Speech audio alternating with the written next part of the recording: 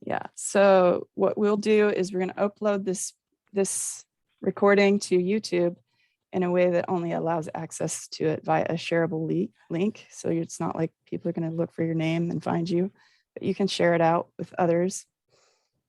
Thank you, Monique, for sharing more info on the shelter.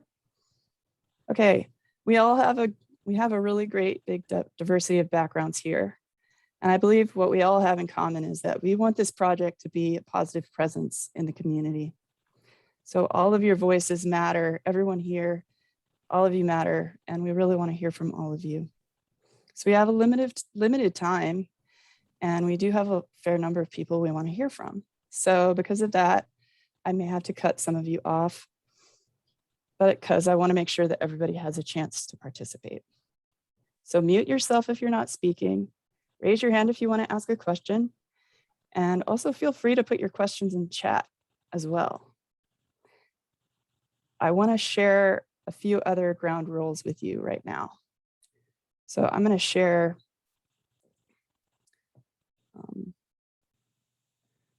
the ground rules. Just a moment as I get that ready.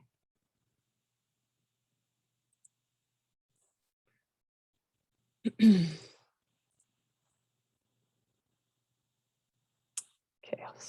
hold on. Let me try this once again. Here we go. So please, like I said before, everybody needs to get a chance to speak. So share the air and give everyone a chance. Like I said, keep your mics on mute, put your extra questions in the chat, raise your electronic hand. Everyone, if you don't know how to do that, there's a button at the bottom of your screen where you can click on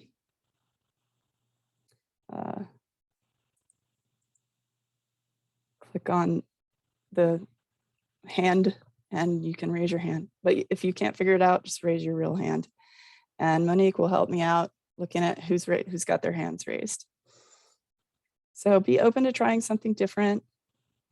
Be open to hearing something different. Be authentic and speak your truth. Expect and accept some discomfort and ambiguity. Always honor other people's perspective and their story. Don't share other people's stories without their permission. So let's respect and practice cultural humility and respect the validity of everyone's culture.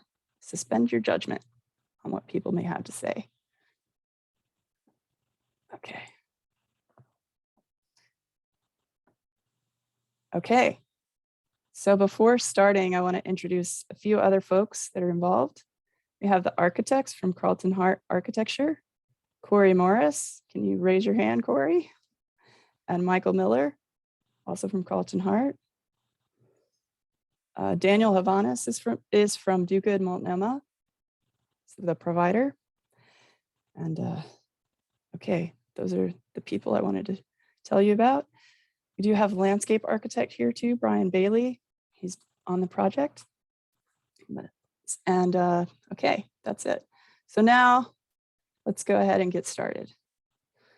I'd like you all to take a minute. Wait, first of all, before that, did anybody have any questions about anything? I see there was a question about adults. Yes, that's correct. The shelter will only be serving adults. And then the Jamboard, I don't think we have that shared with you yet. Jill had asked that question. Does anybody else have any questions? I don't see any hands. Yeah, Ginger? Ginger on the phone. I don't think I know how to raise hands on my phone. So. Oh, that's okay. Sorry. I'll try to not interrupt anything. Thank you. Okay. We'll make room for you, Ginger. Thank you. All right. Now I just want everybody to take a minute and imagine, I love this kind of question. Imagine it's 2024 and the project has been going for a year and it's going great. What does it look like? Just take 30 seconds to think about that.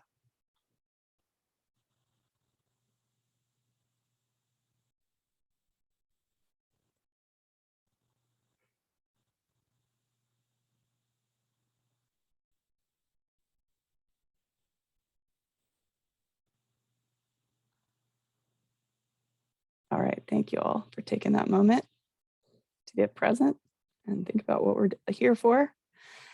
And now I'd like all of us to do a quick introduction. Share your name, your interest in the project, and one hope you have for the project. So I can call on everyone. I'll start. And my interest in the project comes from the fact that I live here in this neighborhood, and I've worked on some homeless shelters in the past. My brother has schizophrenia, and I'd love for him to be able to have a place to go if he were in a neighborhood, and that he would be welcomed and accepted wherever he is. So one hope I have is that people will be working together as equals, that neighbors and all kinds of neighbors are working together as equals on projects around the neighborhood, around the community. So I could see, yeah, I won't keep talking. Everybody's got to get a chance. All right, so let's see. Next up, we have, I'll call on Mary, because I know you have to leave early. Thank you. Thanks, Andrea. Hi, everyone. I'm Mary Jaron Kelly. I work for the city for North Portland Neighborhood Services, and that's one of the reasons I'm interested in this project. Also, I've got a training in landscape architecture, so that makes me also interested in this. My hope would be that this becomes a community asset in Arbor Lodge in Kenton. Thanks. Okay, let's call on Tatiana next. Hi there, my name is Tatiana Mack. I use they and she pronouns. I am a new resident to Arbor Lodge, and I actually live across the street from the shelter. So I'm very invested in making sure that we have an equitable and accessible space for folks who are experiencing houselessness. In my day job, I work as a software engineer, and I focus on accessibility. So it's important to me that we do that in the physical world as well. So I'm really excited to be here and appreciate you including me. All right, Steve, you want to go ahead? Steve Rupert? Sure. Steve Rupert, Kenton resident. It's been about 8 or 10 years since I was volunteering with the neighborhood association, but was on the land use committee for a good 10 years prior to that. Grew up in Kenton, so I've been here 47 years and have interest in the neighborhood and seeing things continue to progress.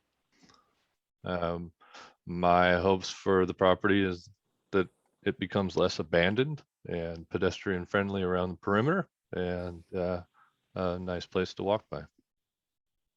Wonderful. Jill, want to go ahead? Hey everyone, I'm Jill. I also have my husband here, Landon. We've been in Kenton for at least 6 or 7 years now. We, like Tatiana, we live right across the street. I wonder, like, we live probably really close to each other, but we're on Denver. And so it's kind of like front and center every single day for me. And it's something that I experience, like the absence, the void that is that corner every single day. And so my hope for the project is similar to Steve, is that I want to feel proud of my neighborhood and feel good about living here.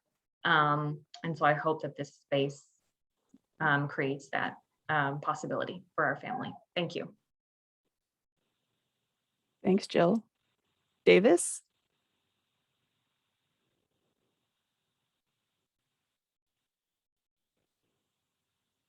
All right, can you hear me now? So my name is Davis Carlisle. I live in Kenton, kind of behind the mousetrap, sort of. I used to walk past that Rite Aid every day, walking to the Max, going downtown. I'm an architect as a day job. So I'm kind of into designing, mostly do schools in the area, but I just thought this was a great opportunity to get involved in the community I moved to Kenton 3 years ago. And I would really like to see this place kind of be a part of the community or the greater community. Yeah. Thank you, Davis. Jeremy?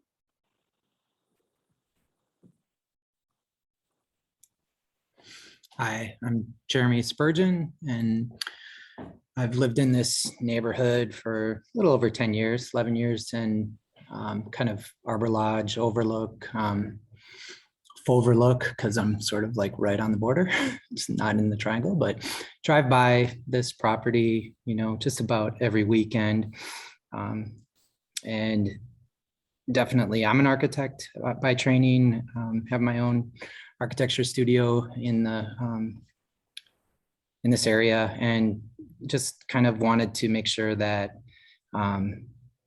that we had a balanced voice in this. I think there's a lot of not in my backyard sort of mentality when it comes to homelessness, and I certainly don't take that approach with our work or as a neighbor. And so just really interested in seeing this turn out in a really positive way. And it's definitely a needed asset, both with making the most of that property, but also tackling this issue. So just happy to be part of this and contribute as much as I can. Thank you, Jeremy. Kim? Hi, I'm Kim Armstrong. I work as a planner for Washington County. My spouse and I bought our house in Kenton in the end of 2019. So I've lived in Portland for years and years and years, but we just moved to Kenton at that time. So right before never leaving the house ever again. So and I am really looking forward to honestly many of the same things that other folks have shared. I think that Rite Aid space on that corner has really tremendous potential to be a community asset, and I think that the best way to make a space an asset to the community is to use it, and to use it for something that's beneficial. And we certainly can use support and for the homeless folks that live in our community. So win-win all around. Thanks, Kim. Let's see, let's go to Linda. Hi. Well, I also live on Denver, so I think maybe we should have like a Denver coffee or something, because I probably live very close to several folks on this Zoom, and I haven't met them yet, so I would be excited to do so. I live just north of Lombard, a couple 2 blocks, and I moved into Kenton just a couple years ago. But I feel like I've known it for a long time, because I had a studio there when the Max light rail was being built, and kind of remember it over the years in that way, and have always liked the area quite a lot. My day job, I'm a visual artist who has been on a number of design teams at various times, and love to collaborate with people and architects and landscape people. So that sounds like a fun and interesting thing to do. And my hope is, as well as everyone else, is that the space, it's a really awkward corner right now. There's all sorts of little difficulties for pedestrians and cars, and I'm a bicyclist, so I lot of bicycle. So it needs a little love, and I'm looking forward to doing that. Thanks. Thanks, Linda. Tucker. Hi, everyone. My name is Tucker Miles. Nice to meet you all. I'm a relative newcomer to the North Portland neighborhood. I moved to Kenton about 1.5 years ago, but I've lived in Portland since 2013. Have really enjoyed the neighborhood since moving up here to Kenton. I'm just a couple blocks north of Lombard, as well, and just west of Denver. And yes, I've really enjoyed my time up here, and I'm also a biker, at least when it's not so rainy out. And that particular intersection is on my bike route, regardless of where I'm going, pretty much every time. And I think my feelings about that track with what a lot of folks have said already. It's maybe not my favorite light to get stopped at when I'm headed out anywhere. And so I guess my hope for the project is just that corner can kind of bring a better energy to that intersection, and probably be a place that you might want to stop and have a chat with whoever happens to be standing there, as opposed to just getting through it and on your way as quickly as possible. So that's my 2 cents at the moment. Thanks. Thanks, Tucker. Maureen? Hi, all. So my pronouns are she and her. I've lived in Kenton for about 11 years, and I love the neighborhood. I am a social worker at the Institute on Development and Disability at OHSU. And so I am coming at this, looking at the, where my work is, the intersection of mental health and disability. So I guess my hope, my wish, my dream is that, first of all, there'll be universal accessibility throughout everything that we do. And then second of all, that there's access to mental health. And I know that's not about the building, but all that matters. All right, I'm going to skip over the architects and do good, because we need to get moving on. They've kind of been introduced already. So right now I want to hand it over to Corey and Michael for our questions for y'all about what your feedback is. Go ahead. Oh, go ahead, Corey and Michael. Well, and Michael, go ahead. This is I'm here to support. So, and I think you're muted. Yep, you're muted, Michael.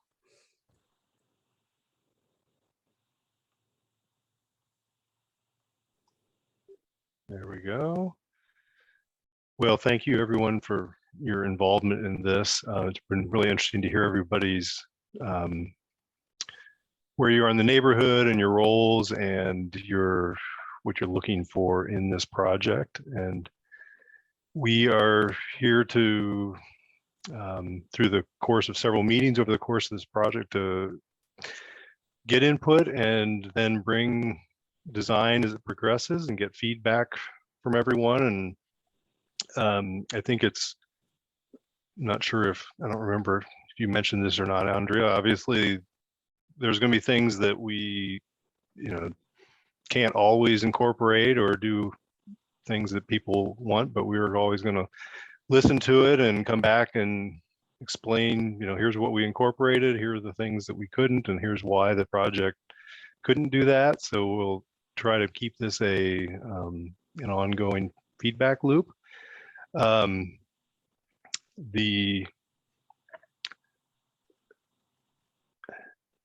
Maybe I should start sharing my screen here for, got a little bit of a few slides to go through to kind of overview of the project a little bit. And then we're going to see if we can make the technology work to put the Jamboard up and have people can kind of like drop ideas in as we're going. This isn't a particularly formal presentation, so I would, unless Andrea, you have a different idea, I would suggest people, if you have questions as we go, please pop them up or put them in the chat. And if I don't see it, somebody, Andrea or Monique, please flag and point out that there is a question. One of the things, I will pull this up here. Let's see, get this screen here. Okay. Oops, this should be like, let's do that. Sorry, hold on a second.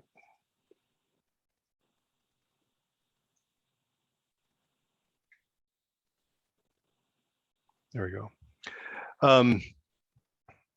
One of the things I'll just preface with, as far as the design process, is that we're really pretty early in getting going in schematic design. And so the site that we look at is, there's a few kind of key logistics things that we're sort of narrowing in on, as far as, kind of anchor the site. But the design of the site itself and the elements and how, what those look like, we just have suggestions in. And so we're really getting input up front with some precedent images to show and things like that. We do not have a finished design that we're going to roll out and say, hey, here's what we're doing, what you think. It's really more, here are the parameters and some of the constraints we know about. We'd like to hear what your thoughts are on it. And Andrea had mentioned that Brian Bailey is the landscape architect on the project. The level of development of the site has nothing to do with, it's not his fault. He's actually just came on board last week, so we're glad to have him here tonight and given some input, but he's not really had a chance to work his magic on this yet. And we'll get more of that on our next meeting, come back around. So thanks, Michael. Let me so looks like you should be seeing my first slide here. I don't think this, the context is for this group. I think everybody knows where this is, at Lombard and North Lombard and Denver, just a few blocks west of the interstate and the Max Yellow Line. And then I've just outlined the site that, it does have a little bit of a notch there. There's one house that the site notches around here in the corner. The parking lot is going to be one of the things that I'll get into a little more detail on it later, but one of the things that we'll need to be doing is PBOT's already told us that north driveway into the site is, well, it's not the location of the driveway, it's the fact that current parking lot standards don't allow you to use the street for if you have to loop around in the parking lot. They would require us to lose some spaces and loop around here and then close this second driveway. As you'll see in a moment, we're actually going to cut the amount of parking way down to be able to use the site for program. So this north driveway is going to get closed. There's this kind of plaza area that's used a little bit. We've seen, every time we've been out there, we've seen people hanging out there or just taking a break. But it's a pretty underutilized space, and I think we can find ways to make it a much more welcoming space, both for participants and for the neighborhood. Let's see here. I wanted to spend just a couple minutes on the project charter that we developed alongside of Multnomah County and Do Good Multnomah early on as we were kicking off the project. And certainly we could send this on to anybody if you want to see the whole thing, but I highlighted a few things that particularly are relevant to the design of the site. Some of these other ones we'll get into, later meetings, but the guiding principles that we came up with, the project be environmentally sustainable. A key thing is that the project respect and support each participant's individual dignity. And the question that I think it's Chris Iosa, who's not here tonight, but Do Good Multnomah said, if I were living here, what would I want this to be? It's very important that the design be trauma informed, and we can get into details of that, especially later on in the later meetings. This term's a little vague, but that it be wellness supportive, that the various physical aspects of the design support well-being physical and mental and social of the participants. It needs to be equity informed. And the key thing is the safety of participants, of staff, and of the neighborhood. And this is something that, we certainly, as architects, would have incorporated this, but Do Good Multnomah has been very emphatic about the desire that this building community with the neighborhood, not only during the design process, but is ongoing in their operations. And I'm sure we'll hear more about that from them, maybe in later meetings, maybe in this. And so that leads into the facility and the grounds being integrated into the community. How do we do that in ways that work for participants and for the community, the wider community? Just a couple things we'll hit on as far as specific goals. One is that it's be durable and welcoming. Again, that would be both the participants, but to the neighborhood. There are a few specific things about the outdoor spaces that Do Good sees or talked about. One of the things that really excited him about this project is the site and the possibilities for making it part of the program, that it really supports the work they're trying to do with participants. Outdoor spaces, excuse me, need to be safe, and there need to be safe and private spaces for participants, as well as an area that could be sort of the backyard that you would invite the neighbors into, that there could be community activities, or figure out what are the ways that the neighborhood can participate on site. And another thing, they really were interested in gardens, opportunities for participants to do gardening on the site. Of course, it needs to have a welcoming street presence, both the site and the building. And we mentioned safety, but that would be a specific thing we'll be looking at for safety for everyone involved.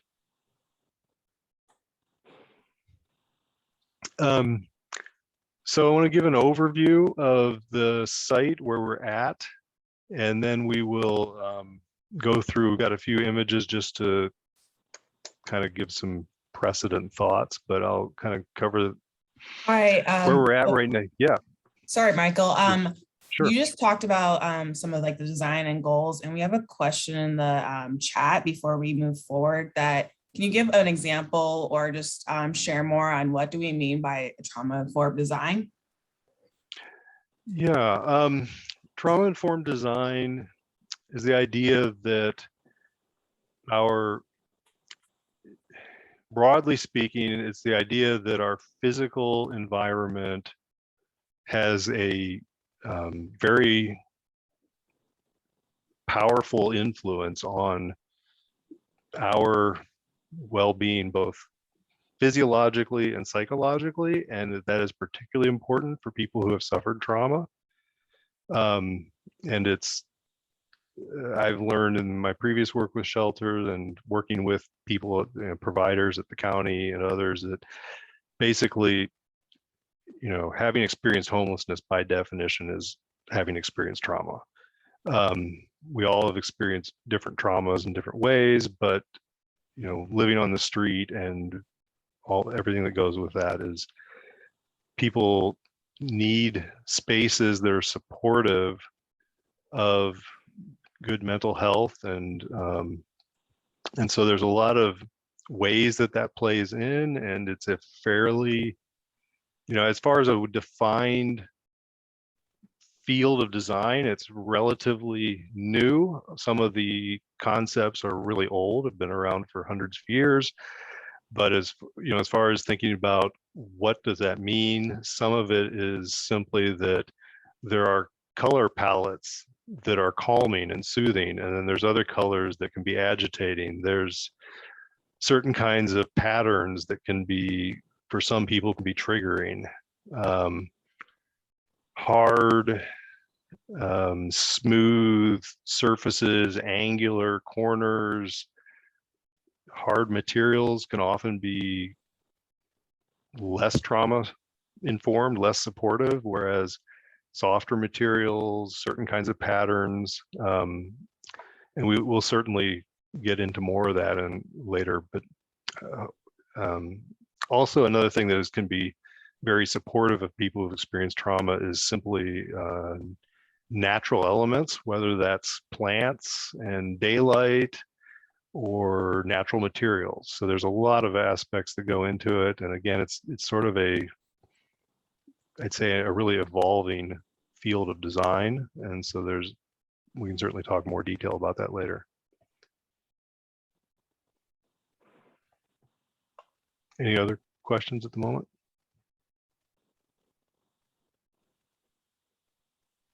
Okay. So we will come back to, like I mentioned before, after we go through a couple more slides, we'll come back and spend more time in detail and kind of look for people's input on this in more detail, but feel free to pop questions up as we go, but I will just kind of give an overview of where we're at right now. Again, this is early. There's kind of the key driver of our site right now, that's kind of our framework, is that we have been directed to include individual shelter pods on the site, kind of up to 20. We've got 18 at the moment that seem to fit in pretty well. And there's a variety of different ways that these might get designed, but basically they're sort of typically 8 by 8 feet, more or less. The county and Do Good want one bed in there. It's just a single person in each of these. There's a need for heightened. Correct me if this has changed, but my understanding is that this would be for single people identifying as female in the pod village, unless that's changed. I think that's, and then there's, in the shelter building itself, there's single beds for male identified people, and then beds for couples in a separate room, however that people define couples for themselves. So the need to site these pods has really driven kind of, the whole site is going to kind of work around them. There are a couple factors that we looked at and heard that were key. One was that, you certainly want that to be a private part of the site, that if you're in the pod village, you're not, so you don't want to be people looking in on your sleeping area, your sleeping building. So we definitely didn't want to have that out along Denver. It needs to be kind of self-contained, one area.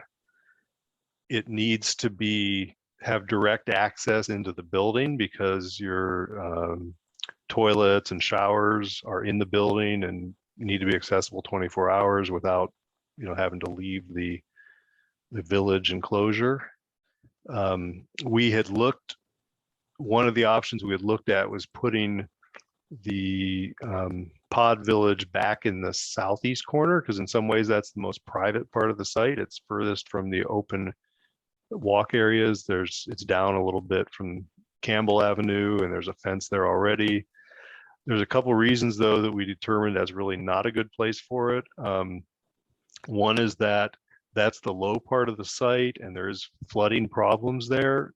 We'll certainly be dealing with stormwater issues in our site redevelopment, but putting sleeping areas on the worst part of the site is just making more work for yourself. And so that was kind of a concern that we not stick them back there. Also, there is a house right here, and that's up higher, so that would be there would probably be, people might feel like people either on Campbell or residents of that house are really looking right down into their village. So we wanted to avoid that. And then another issue was that this currently is the service entry into the building and trash pickup here. And Do Good was particularly concerned, and other people at the county, that this facility like this gets a lot of deliveries every day, and of having to haul those things in. If we've made this the sleeping area, then you have to haul stuff in from way back over here. It just gets a lot of extra work and gets problematic. So there was just kind of a confluence of factors that made this really seem like not a good place. So that's where we ended up with the pods kind of tucked on the corner here. Keeps about half of the parking lot. And then we're trying to maximize as much area as possible for outdoor program. This area serves as entry into the building.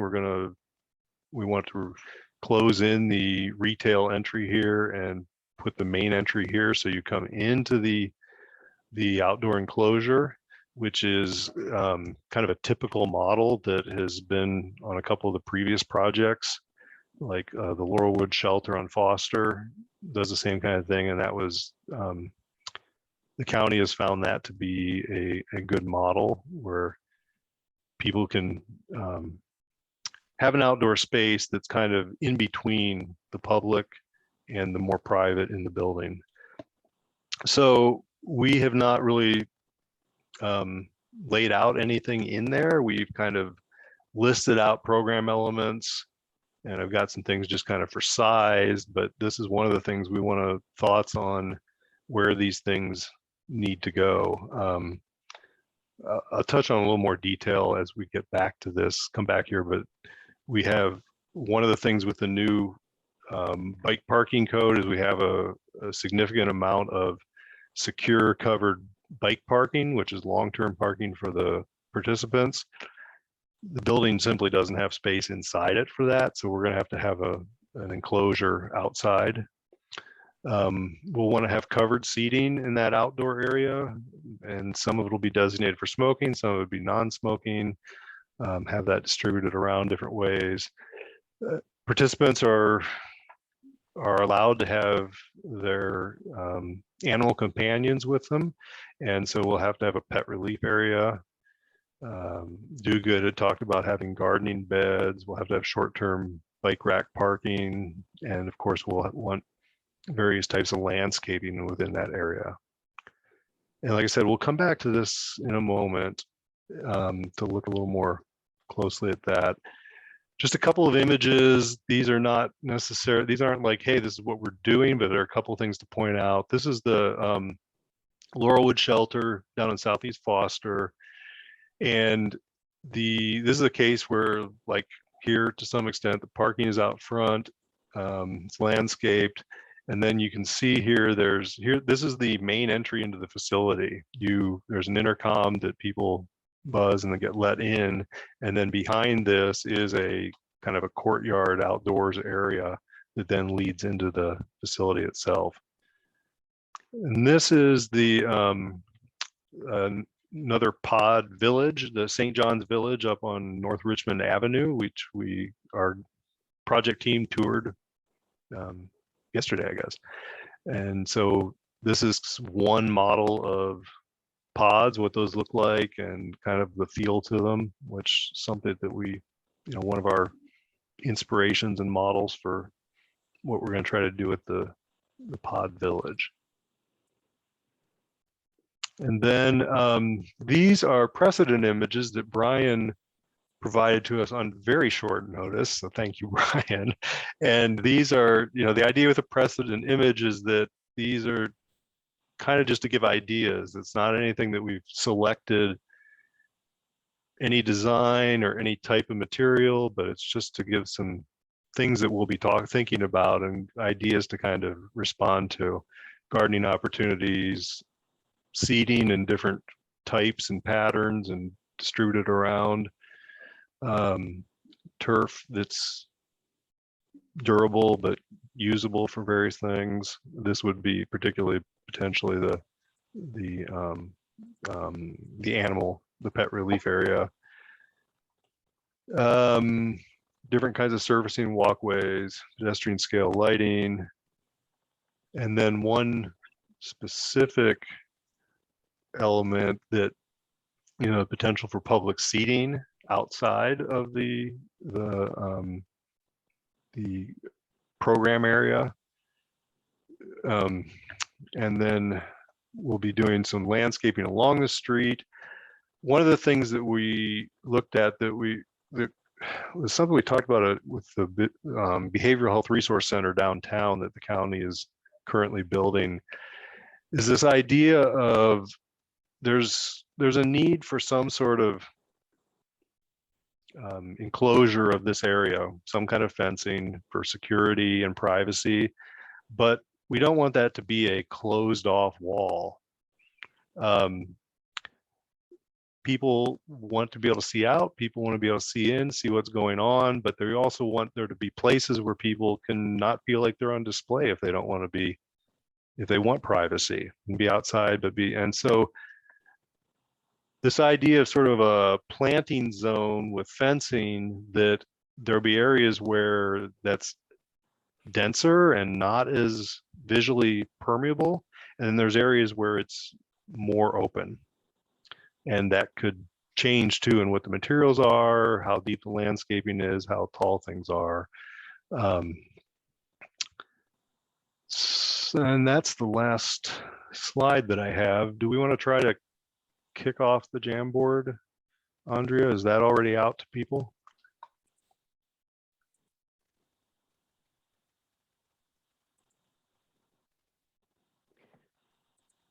Yeah, hold on.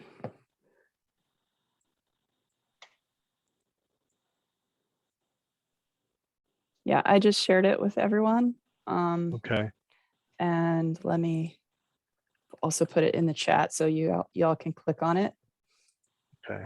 And I'm thinking that we'll have the Jamboard so everybody can have that opened up, and we'll see how well this works. This is new to at least me and Corey, and I think Andrea too, I think, as far as how well this really works, but I've heard some good things about it. I'm also going to keep unless there's some reason we need to change to something else, I'm going to keep sharing this plan on my screen because it's a little more, it's a higher resolution image that reads a little better. So I'll keep that there so you can refer to that if it's easier for you. On the Jamboard, we have two different frames or slides. The first one is just the aerial things for context, so you can get to that if you need to. And at the top of the screen, you can see there's a 1 and a 2. You can go to the next frame, and the second frame would be this site plan that I'm showing on the shared screen as well. And again, it's if it's easier to look at it I'll keep it on the shared screen because it's a little higher resolution and a little easier to read, and don't know if it's easier and harder to zoom in, but we'll have both versions. Excuse me, sorry. Yeah, let me get y'all shared. Oh, is it still? While that's coming up and people are getting into it, thoughts or questions or input people want to throw out?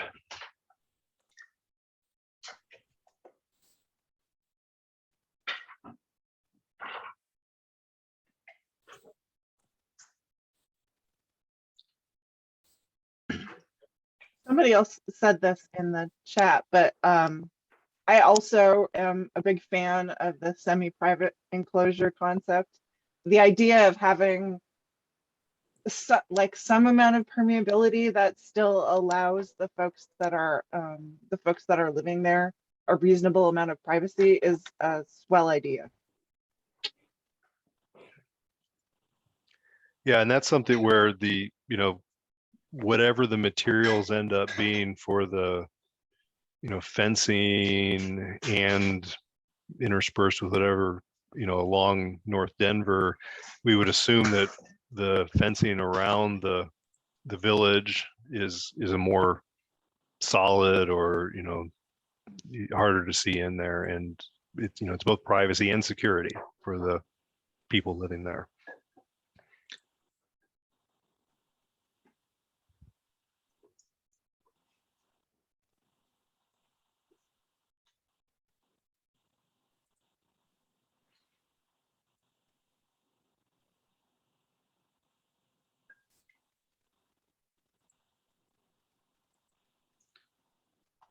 I don't know how much people have had a chance to play around with the Jamboard before. I see so far we've got a couple people in. Hopefully more people can get in there. There's a pen tool which allows you to, you can draw things directly on here and tell us what you're drawing. And then there's also a shape tool that you can pick different shapes if you want to say, hey, I think we ought to put the bike parking right there, and in theory everybody sees it. I don't know if people I'm only seeing a couple people in though. Are people able to get into the? Michael, we do have a question from Steve right now. So I was just waiting my okay. turn to speak, but I'll go ahead and speak. Yeah, please. I'm not able to get into the Jamboard. It's saying access denied.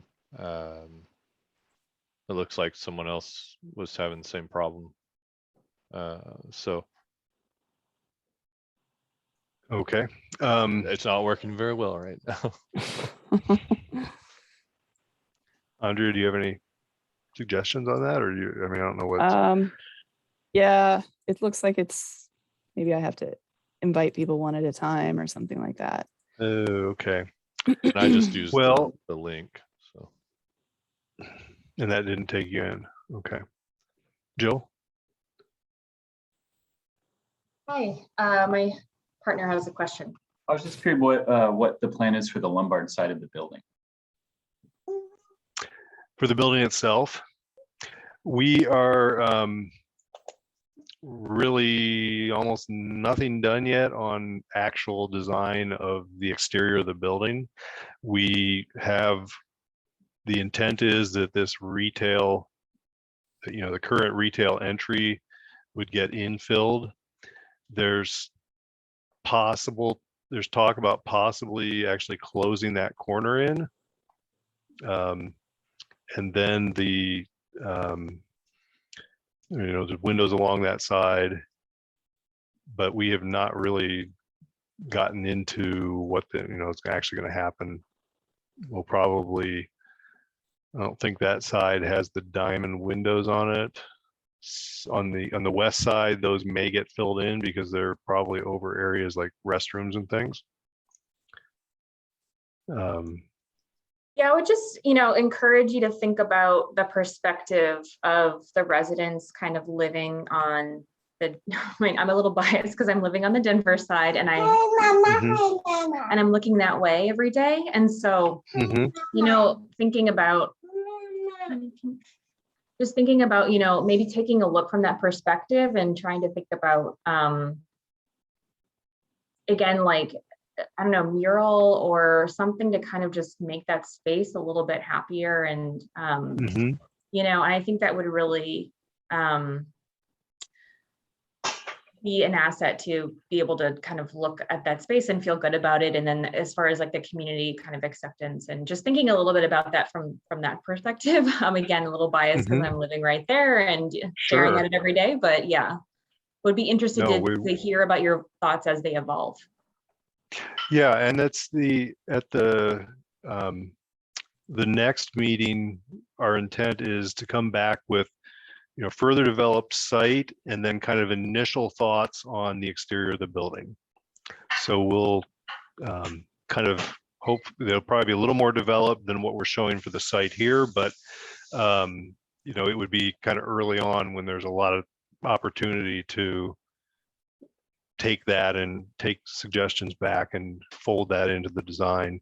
As far as your comment about murals, Do Good has said that both inside and outside the building they like murals and art like that, and this will be as a county project. There'll be a % for art, which apologies, I'm forgetting it's a 1% or 1.5% or 2%. I'm not sure which it is, but and so that will 1%. The Regional Arts Council runs that process, and so there will be artists selected to work with the on the could be murals on this, it could be outdoor art, could be some art inside the building, but it's typically things that are, you know, that the public experiences. So there'll definitely be, there's money set aside for murals and other art.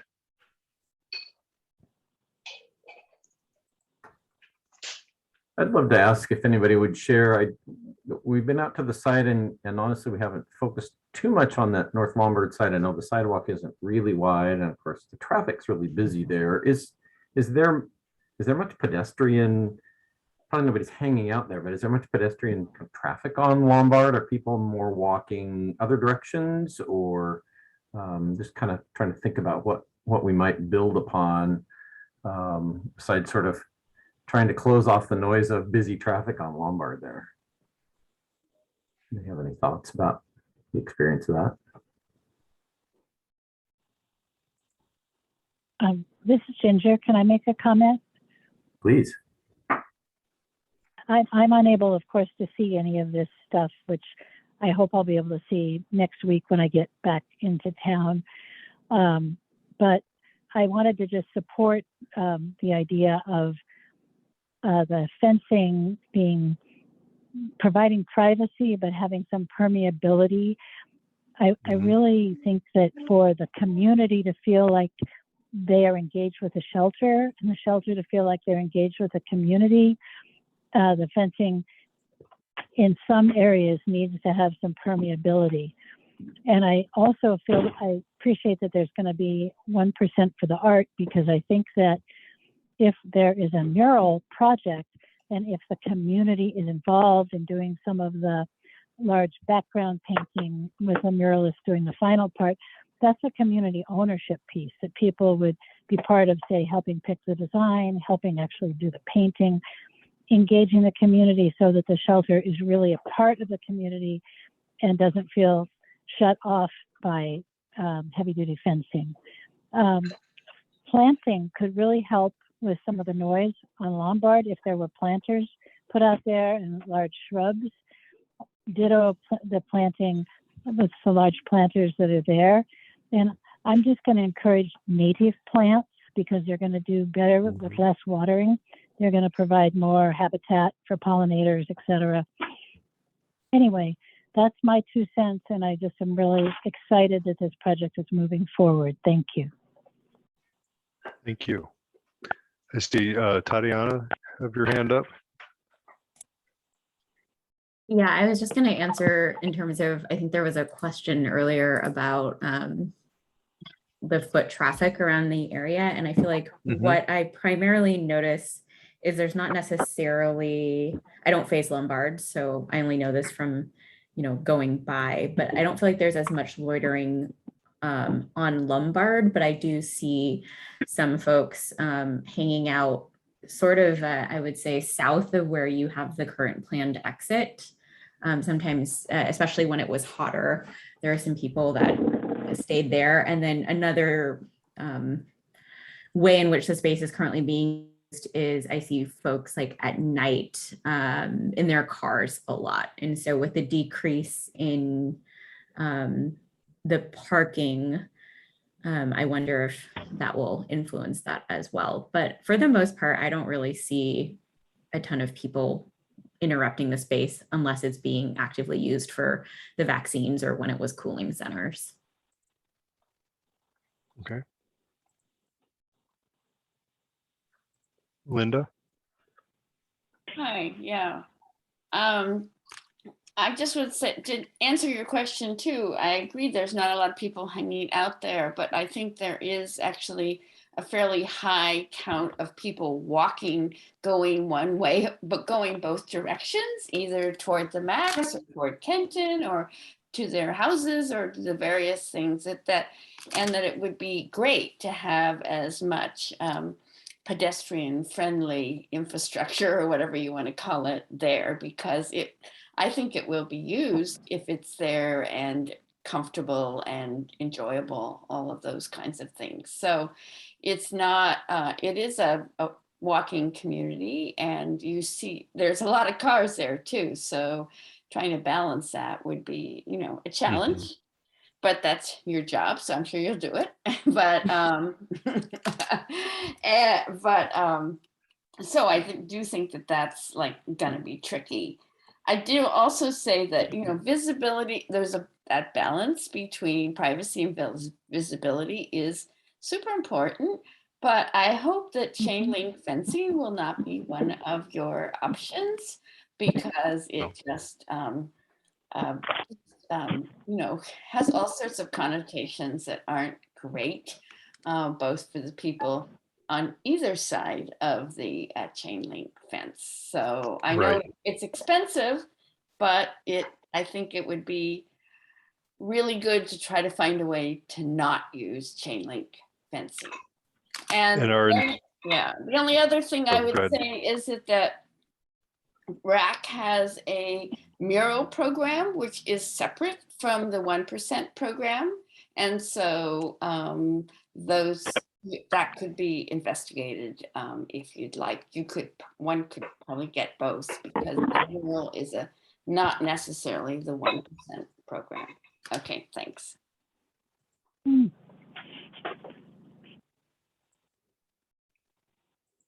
Let's see, I think Steve was at the next hand, maybe? I think Tucker was next. Oh, okay, sorry, Tucker. Oh, thanks. So I just had two quick things to add. One, you know, I've had a fair bit of discussion on the fencing and semi-private idea, and I had put this thought in the chat, but just wanted to mention it again.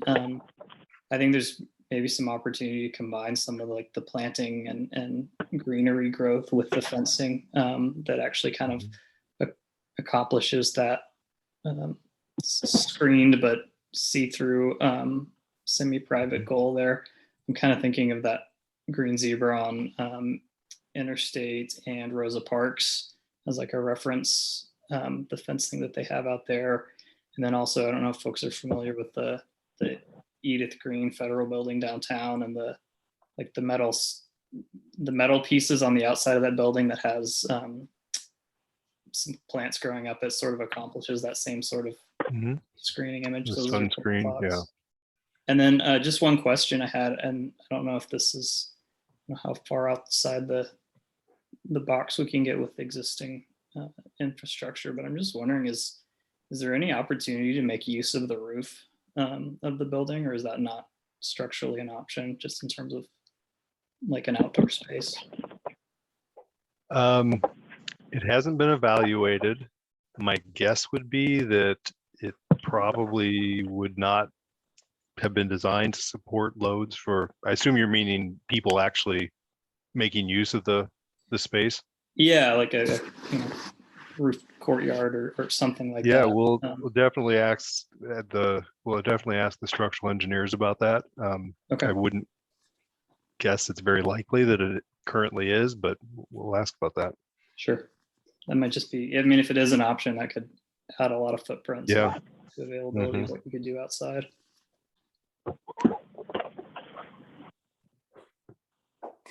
I want to point out that it is after 6 o'clock right now. And so I just want to I know some of you may have to leave. If you would like to stay, that would be wonderful. And what's going to happen with this information is we're going to save it to a YouTube channel, which is only accessible by link. And then I will be coming to the Arbor Lodge Neighborhood Association meetings, since I am the chair. And then Daniel from Do Good is going to be attending the Kenton Neighborhood Association meetings. And so those are monthly. So, you know, and we'll keep things updated as much as we can. Things do change sometimes quickly and a lot. So we may not be able to keep you updated on every change all the time, because we are, making decisions quickly. But you know, we'll keep you updated when we come to the meetings. And but yeah, anyway, back to your questions. If you have to go, I understand. Steve? Okay. As far as kind of one more comment on the fencing, I think, and it's picking on a line that's just a quick planning line, but the fence as it's drawn is really crowding the sidewalk. in a couple of locations. I'd just be a little sensitive to that, knowing what it was like to walk by the construction fencing that's been there for far too long. And okay. it's just not pedestrian friendly at all to be that close to the sidewalk. I know that it's very early and you've got images of how to soften that, but might just think about that. Obviously, don't want to lose too much usable space, but Sure. think about. On the facade along Lombard, I mean, if we're shooting for the moon, I'd say that the building itself is branded as a Rite Aid, and rethinking that and making it be more of a home, and making that be a much more friendly facade. Green wall concept sounds great for resolving some of the areas where you don't have much fenestration, but even the fenestration that is there is the sill height is so high that it feels like a barrier when you walk by it. That was designed because of the way that the casework worked inside, but it's definitely not friendly to the outside or interior occupants, I would think. We're on mute. So, okay, yeah, that's some things to think about on that, Putting and that how red to line. soften the perimeter so that it feels more like a place to live.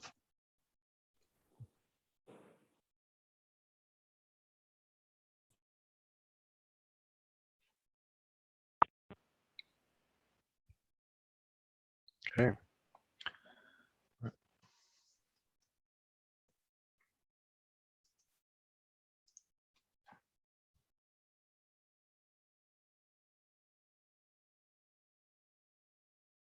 I have a little question. Would it be a possibility to have like the service drive off of Campbell instead of Denver? I'm just a little worried if there are trucks backing up and stuff and people are trying to sleep in those pods, kind of how that works acoustically. Yeah, and you mean as far as like vehicles coming on the site and for deliveries and things? Yeah. Yeah, unfortunately, there's like a 3 or 4 foot at least drop from the sidewalk on Campbell down to the level of the street there, or the level of the delivery area and the building entries. So it's kind of cut in there, which would be really difficult to, you take up a lot of space if you were to get, be able to put a ramp down there. Also, my guess would be that the city would probably not want to see, moving truck traffic onto Campbell, as far as, the various, the classifications of Denver versus Campbell. But your thought is, as far as I would imagine that certainly, I don't know, Do Good would have to talk about when they typically have deliveries, but I would guess, nighttime at least, there wouldn't be, delivery vans coming in or anything.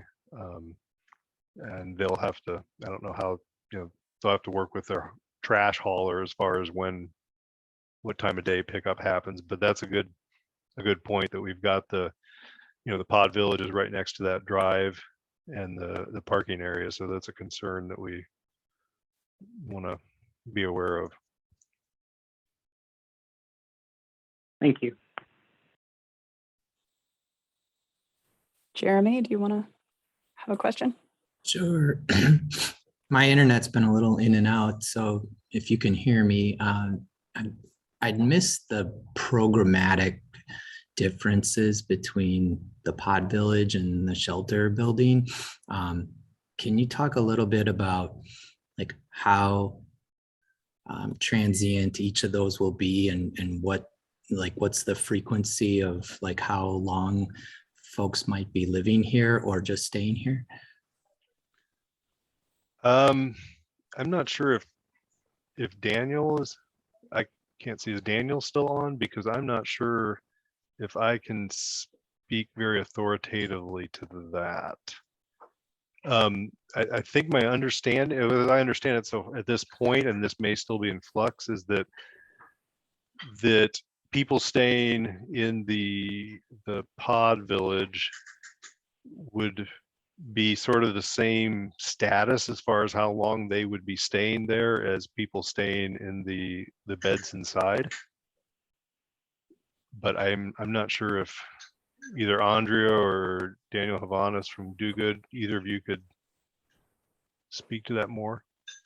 Yeah, it's short term. So the idea is that they wouldn't be living there forever. You know, they're going to move on to permanent housing if in the best, you know. So they may be there for as short as a few nights or up to 30 days or so. It could be for some people, it might take longer, but it's definitely short term. There's not a programmatic difference between the pods and the main shelter building? There is, it's going to be women, female identified people living in the shelter pods, and then right. male identified and couples living on the inside of the building. Yeah, I was just going to throw in a little bit. I think from what I've learned, you know, in shelter, sometimes that larger, you know, we have kind of dormitory, and there'll be a couple of different kind of sleeping dormitory spaces, but in general, it's kind of group sleeping in bunk beds and single beds and things. And sometimes that environment is hard if maybe somebody is working nights, and so it's, you know, really hard for them to be trying to sleep during the daytime in that more active space where people are kind of living. Some folks just from kind of mental and behavioral health issues, that kind of busy environment is just challenging. So the pods provide the operator with some options, and whether it's segregating for gender or having just the option for folks to, you know, be in a more individual sleeping space. A little kind of touching on some of the program that I've heard from say Do Good about kind of how they use those. They definitely could speak more to that, but that's something that I've learned a little bit in working with a variety of different family and single and couple shelters across the county, is that the options are really helpful for operators to be able to put people in a space that is kind of meeting them where they are. A little bit back to the trauma informed approach a little bit. Sometimes it's just like, this isn't going to work for somebody. We need to have them in a little bit more, you know, quiet environment or something that's a little bit more individualized. So.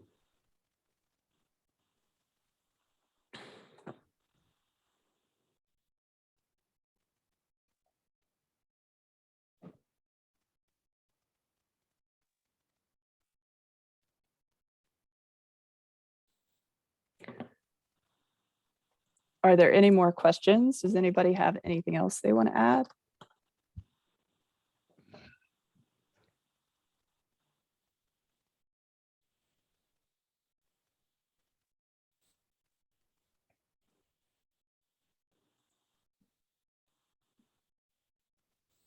Since I came so late, I'm really sorry about that. I checked my email at 5:40 and I saw the invitation. I was like, ah, shoot. I don't want to ask too many questions since I obviously missed so much of the meeting. But this all sounds amazing. I guess I'm curious about the selection process, or where you expect the folks accessing this to come from, or where the intake process is coming from. Is it part of like Central City, or is it part of the Kenton Arbor Lodge neighborhood, or? Right. It will be right by referral is my understanding. So there's going to be, my understanding is also that, you know, we will do the best we can to prioritize folks that are living nearby. And, you know, the way that people are selected is based on what's available and, you know, what they can get to. So I probably will have to get back to you with a better answer for that. But yeah,